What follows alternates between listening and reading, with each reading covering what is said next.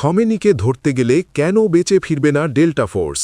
এই প্রশ্নের উত্তর লুকিয়ে আছে যুক্তরাষ্ট্রেরই সামরিক ইতিহাসে। ভেনেজুয়েলায় কথিত সফল অভিযানের পর ডেল্টা ফোর্স আবার আলোচনায় এলেও ইরানের বাস্তবতা সম্পূর্ণ ভিন্ন।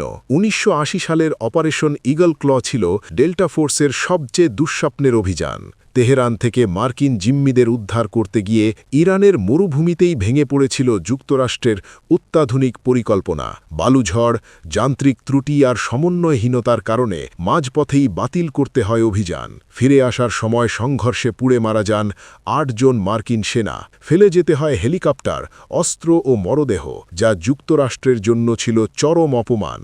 এই অভিজ্ঞতা দেখায় ইরান শুধু ভৌগোলিকভাবে নয়, মানসিক ও আদর্শিকভাবেও বিদেশি আগ্রাসনের বিরুদ্ধে কঠিন দুর্গ। খমেনি তখন বলেছিলেন, এই ব্যর্থতা ছিল আল্লাহর পক্ষ থেকে শাস্তি। আজও ইরানের নিরাপত্তা ব্যবস্থা বহুগুণ শক্তিশালী, জনগণ রাষ্ট্রের সঙ্গে ঐক্যবদ্ধ।